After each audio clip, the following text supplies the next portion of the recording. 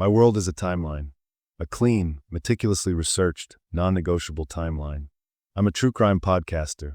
My show, The Vanishing Point, is a monster hit, not because of vibes or guesses, but because I am a research-obsessed bloodhound.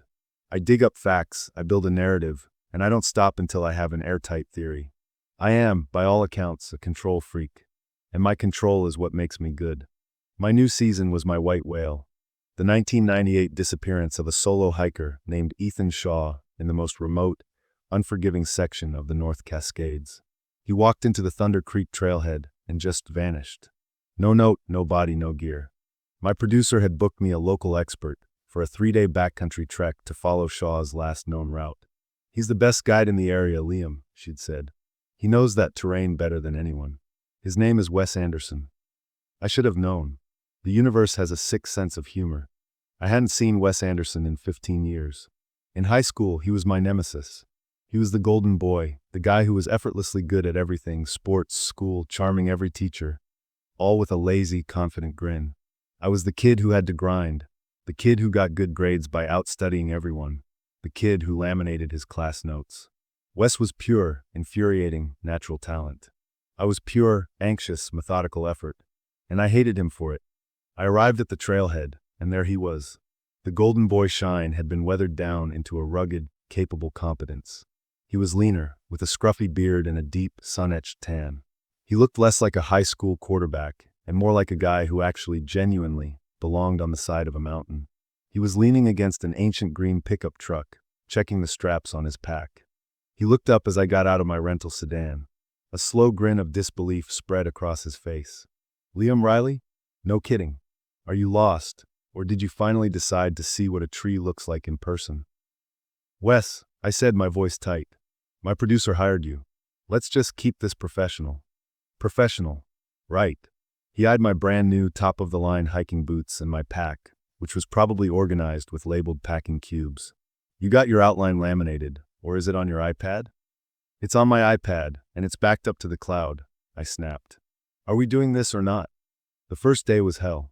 Not because of the hike, which was a brutal, leg-burning ascent. It was because of him. He was infuriating. I was trying to stick to my timeline, stopping at the exact spots my research said Shaw had stopped. I was recording audio, noting the ambient sound, trying to build my case. Wes just walked. He moved through the wilderness with an easy, silent grace that I envied. He kept pointing things out that weren't in my research. See that game trail? He'd say, pointing to an almost invisible path of broken ferns. That's a deer run. Cuts about a mile off the main switchback. Shaw's journal said he was sticking to the marked trail. I said, checking my notes. Shaw's journal was what he wrote. Wes countered. It's not what he did. He was a peak bagger, man. They're all the same. They get impatient. They see a shortcut, they take it. My research suggests he was a meticulous planner. Wes just laughed. Your research didn't know the guy. I did. I met him a few times in town before he left. He was cocky. He thought the mountain owed him something. This was the first I was hearing of it. That's not in any report. They don't put cocky in a police report, Liam. You gotta be out here to feel it. We were oil and water. He was all instinct, and I was all data.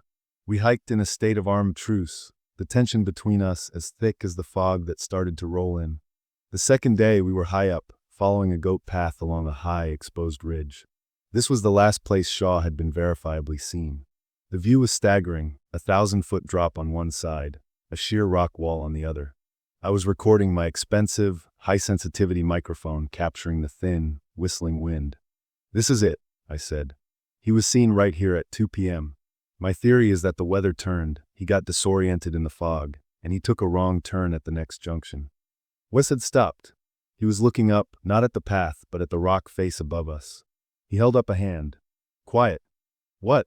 I'm trying to get a clean track. Shut up, Liam. Listen. I stopped, annoyed. And then I heard it. A low, cracking, popping sound. Like a distant firework. It was coming from above. Wes's face went pale. He didn't yell. He just moved. He grabbed the front of my jacket in one fist. Rock, he yelled, and he used his entire body to slam me against the rock wall on our right, shielding me with his own back. I didn't even have time to register what was happening before the world exploded. It was a deafening, grinding, crashing roar. A shower of gravel and small stones rained down on us, pinging off Wes's backpack. A refrigerator-sized boulder shot past us, 20 feet away, and just vanished into the white abyss of the clouds below. It was over in 10 seconds. My heart was a drum in my throat. I was pressed so hard against the wall I could feel the cold, wet granite through my jacket. Wes was pressed against me, his breath hot on my neck. "Don't move," he whispered, his voice shaking. We waited.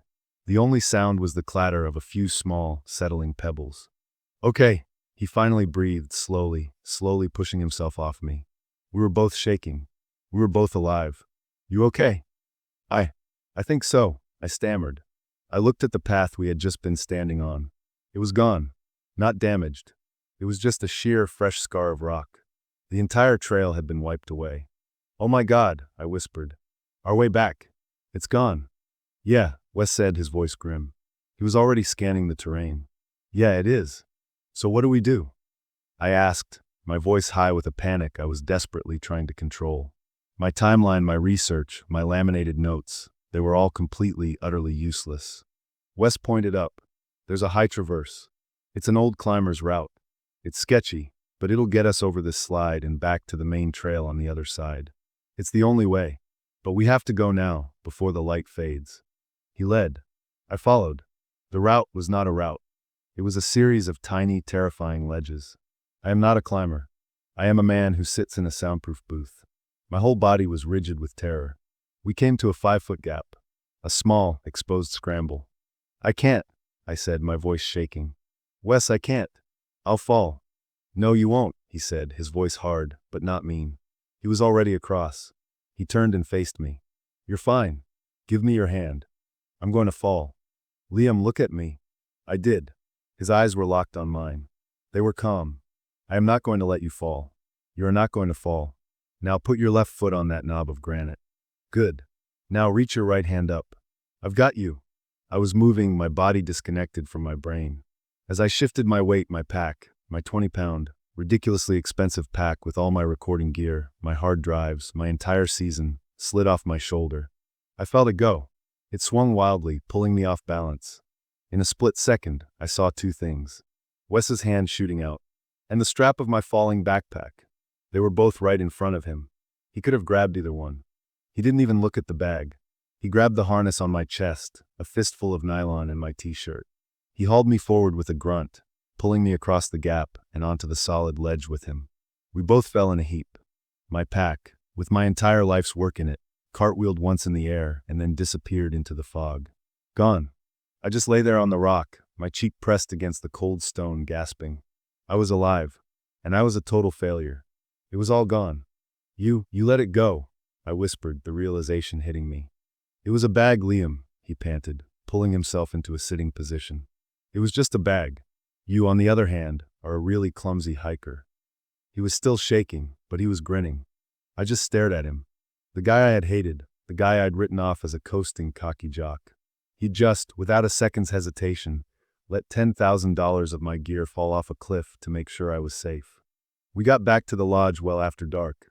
We were both exhausted, cold, and covered in grit. I walked into my cabin, a hollowed-out, empty shell. My whole season was gone. My meticulous research, my recordings, my perfect timeline, all of it at the bottom of a chasm.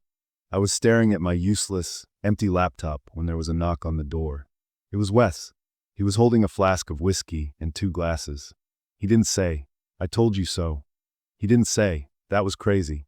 He just walked in, poured 2 stiff drinks, and handed one to me.